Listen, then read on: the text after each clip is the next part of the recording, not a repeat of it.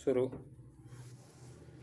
वाद तथ्य जिन पर स्वयं उच्चतम न्यायालय ने भी विश्वास व्यक्त किया है के अनुसार अपीलार्थी अभियुक्त, जो एक जूनियर सरकारी डॉक्टर है, और पीड़िता के परिवार एक दूसरे को जानते थे, इसलिए अभियुक्त और पीड़िता भी एक दूसरे से परिचित थे।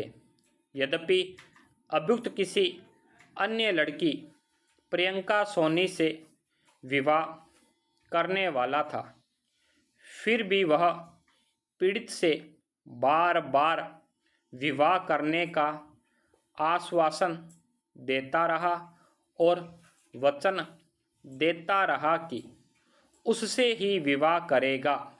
दिनांक 28/4/2013 को उसने फ़ोन से, जो भिलाई में रहकर बी फार्मा की पढ़ाई कर रही थी, डॉक्टर से मिलने की इच्छा व्यक्त किया, जिससे पीड़िता ट्रेन से 29/4/2013 को ट्रेन से अभियुक्त के पास पहुंची और अभियुक्त ने उसे रिसीव किया था। अपीलार्थी उसे अपने मोटरसाइकिल पर अपने निवास पर ले गया, जहां पीड़िता और अभियुक्त 29/4/2013 के 2 बजे शाम से 30/4/2013 के 3 बजे शाम तक एक साथ रहे। इसी दौरान अभियुक्त ने पुनः पीड़िता को विवाह करने का वचन दिया। इसके बाद पीड़िता ने अभियुक्त से विवाह करने के लिए कहा, किंतु वह आनाकानी करता रहा। अंततः पीड़िता ने 6/5/2013 को घटना के बारे में अपने परिवार में बताया। फिर दोनों परिवार के सदस्य मिलकर पीड़िता और अभियुक्त के विवाह के संबंध में बात किया। तब 23/5/2013 को अभियुक्त ने पीड़िता के साथ विवाह करने की इच्छा व्यक्त की और 30/5/2013 को विवाह की सामाजिक उत्सव संपन्न किया जाना निश्चित किया गया, किंतु अभियुक्त की ओर से इसे टाल दिया गया और 10/6/2013 की तारीख तय किया गया। फिर उस तारीख को 20/6/2013 को तय किया गया और इसी दिन अभियुक्त ने फ़ोन से पीड़िता को सूचना दिया कि उसका विवाह किसी अन्य लड़की के साथ हो गया है।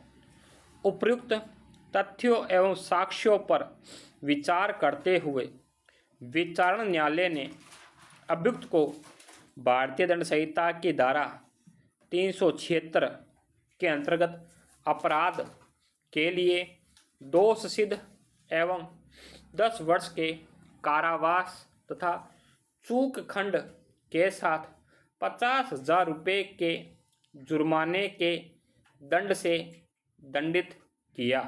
पैरा अभियुक्त के अपील पर छत्तीसगढ़ उच्च न्यायालय ने आक्षेपित निर्णय आदेश दिनांक 10/10/2018 के द्वारा विचारण न्यायालय के निर्णय की पुष्टि करते हुए अपील निरस्त कर दिया। अतः अपीलार्थी ने यह अपील प्रस्तुत किया। उच्चतम न्यायालय के समक्ष मुख्य विचारणीय प्रश्न था कि क्या अवर न्यायालयों ने अपीलार्थी को दंडित कर कोई त्रुटि कारित की है। अभियुक्त अपीलार्थी की ओर से इस न्यायालय के अनेक निर्णयों का उल्लेख करते हुए बचाव किया गया है कि पीड़िता स्वयं अपीलार्थी के विवाह के बारे में पहले से ही जानती थी। इसके बावजूद उसने अपीलार्थी के साथ विवाह करने की इच्छा व्यक्त की। इसलिए अपीलार्थी को भारतीय दंड संहिता की धारा 375 और 376 के अंतर्गत दोष सिद्ध एवं दंडित नहीं किया जा सकता है। दोनों पक्षों द्वारा इस न्यायालय के अनेक निर्णयों का अवलोकन करने के पश्चात ऐसे प्रकरणों में अब विधि सुस्पष्ट रूप से स्थापित हो चुकी है कि यदि यह स्थापित और साबित हो जाता है कि अभियुक्त जिसने पीड़िता को विवाह करने का वचन दिया प्रारंभ से ही विवाह करने का आशय नहीं रखता था और पीड़िता ने अभियुक्त द्वारा दिए गए ऐसे आश्वासन पर वह उसके साथ विवाह करेगा, ऐसी सहमति भारतीय दंड संहिता की धारा 90 के अंतर्गत तथ्य के भ्रम पर प्राप्त किया गया एक सहमति कहा जा सकेगा। ऐसे मामलों में ऐसी सहमति अपराधी को कोई क्षमा प्रदान नहीं करेगा और ऐसे अपराधी ने भारतीय दंड संहिता की धारा 375 के अंतर्गत यथा परिभाषित बलात्कार कारित किया यह कहा जाएगा और उसे भारतीय दंड संहिता की धारा 376 के अंतर्गत दोष सिद्ध एवं दंडित किया जा सकेगा।